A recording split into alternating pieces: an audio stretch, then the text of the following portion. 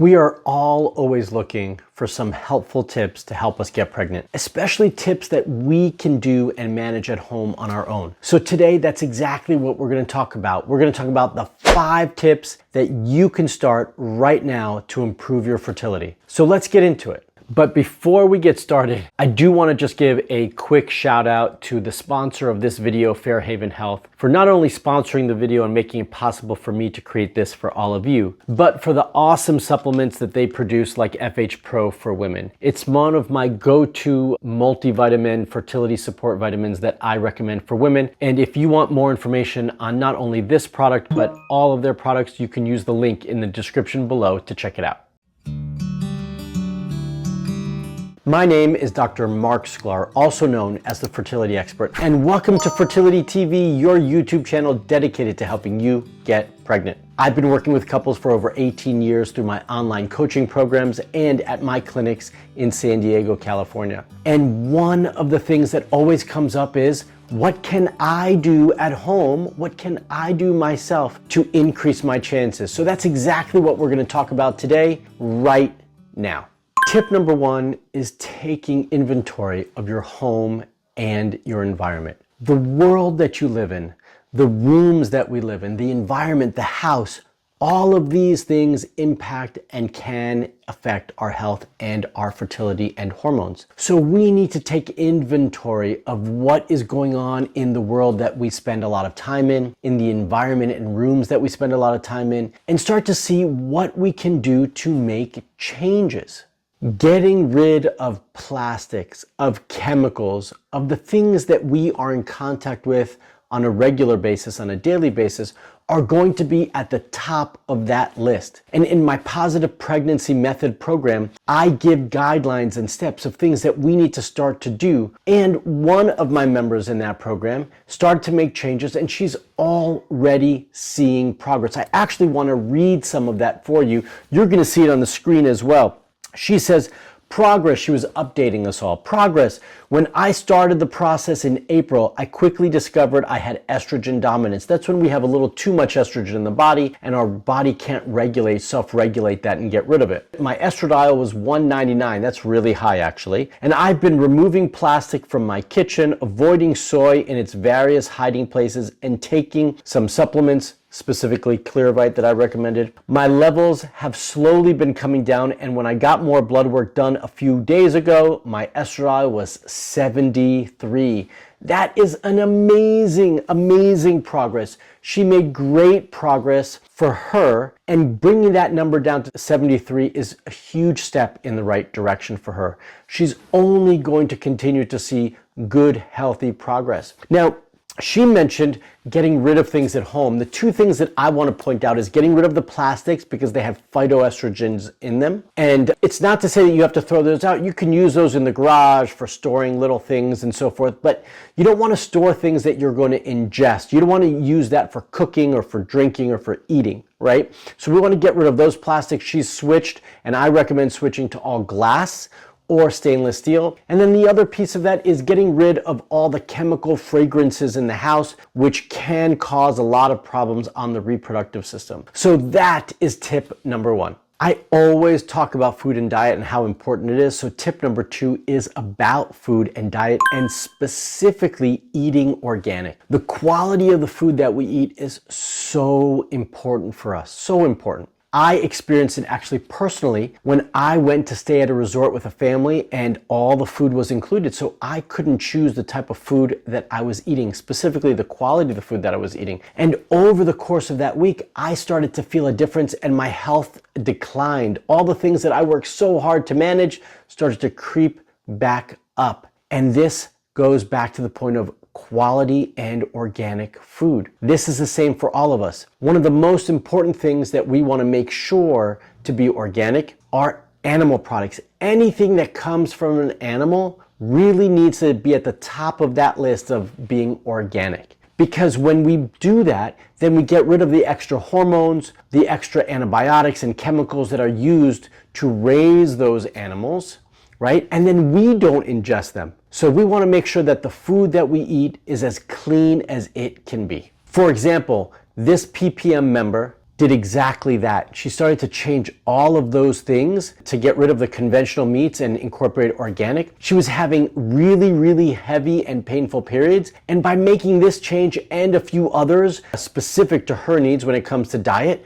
she was able to see a huge change. And I'm going to read that right now while you see it on the screen. My cervical mucus is extremely present, and it was not before. We continue to buy more organic in the market for what we eat at home. We're enjoying our new cookware and enjoying the super greens and bone broth from Paleo Valley. We are considering Mosey Baby for extra help. My period cycles have gone from super duper flow to regular to light. Great things are happening. That's exactly what we want to see. We want to see that all of these things are changing. It's not just that we're eating a lot of vegetables or increasing our fats, it's the quality of the food, and in this case, specifically organic, and in her case, all the other ancillary things that she started to change with her diet as well. So tip number 2, go organic.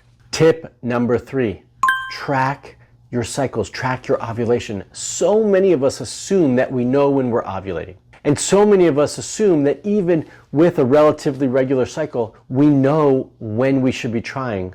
But I often see this get mixed up. I can't tell you how often someone tells me when they're trying, and we have to make those corrections. We have to guide them a little bit better.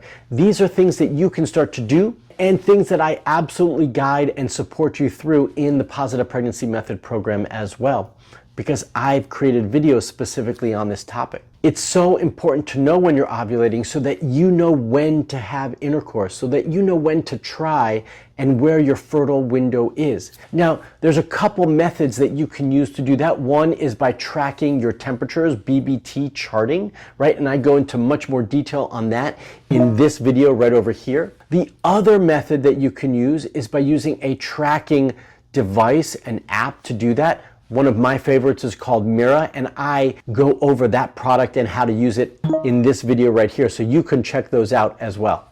But understanding where your fertile window is going to make things so much easier for you. It takes a little bit more of the stress off. It makes the trying, like, honey, I'm ovulating right now, trying, it makes it more worthwhile. And you also, once you know where your fertile window is and you've been able to track ovulation, you also don't have to rely so much on the immediacy of trying at this specific time, and you can give yourself a much bigger window. So tip number 3 is all about tracking ovulation and timing intercourse properly.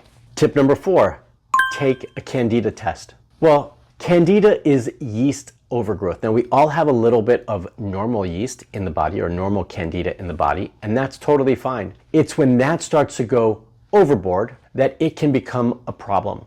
And I see this all the time, that we don't manage this properly. It gets out of control and it starts to disrupt our digestive system and our hormones. And this can absolutely impact your fertility. So this is something that I always like to check for.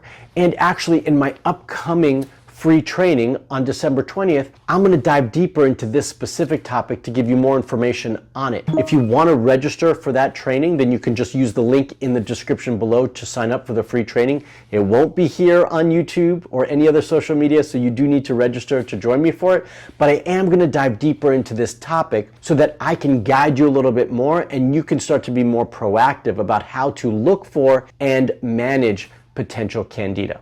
One of the members in my program did exactly this. She tested for it, she recognized that she had an overgrowth of yeast, and she followed my steps and guidance and my protocol to address it. And these are the results that she got. I actually want to read it for you. Okay? She said, "Dear Mark, I have never seen this in my life before. I just sent you my labs yesterday, 29 days before the end of my Candida cleanse. Please let me know how I should proceed with the cleanse and what I should do with my OBGYN." And what she's showing you is a positive pregnancy test. She's never had a positive pregnancy test before in her life, and now she does. And it's beautiful to see. Tip number 5 is test, don't guess. So when it comes to lab testing, it's so important to have blood work done. Lab tests, not always just blood work, lab tests done, period.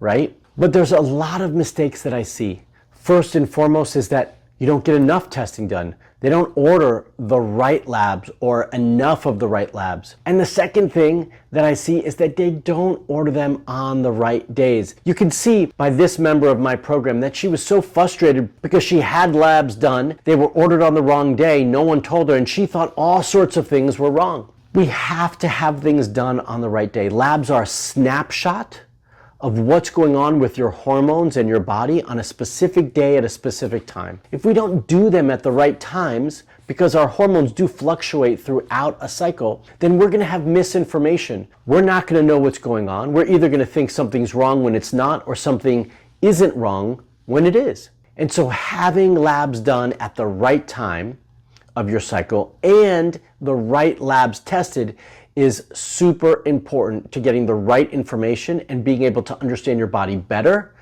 and being able to create the right plan for yourself. I see this all the time. Labs are tested at the wrong times. And you might say, well, why wouldn't my OBGYN know when to do it? Because they're not fertility specialists. That's why. So I'm not saying they all don't know, but many I find don't. So if you've been trying for 6 months or more, maybe you've even already seen your OBGYN and had some labs done, I encourage you to get a second opinion. Have someone else look at it like me and my team. Have us understand what is there so that you know if you've covered all your bases or if things are missing. And actually, in my Positive Pregnancy Method program, I actually have a whole section devoted to lab testing, and I give you a whole document of not only the labs you should have tested, but what they all mean and how to track them once you get your results back. And I'm going to be diving deeper into lab testing in my free training coming up. But you've got to register to get that information. So I'd love to invite you to register. All you have to do to save your spot is use the link in the description below to register. So let me tell you a little bit more about my free upcoming training.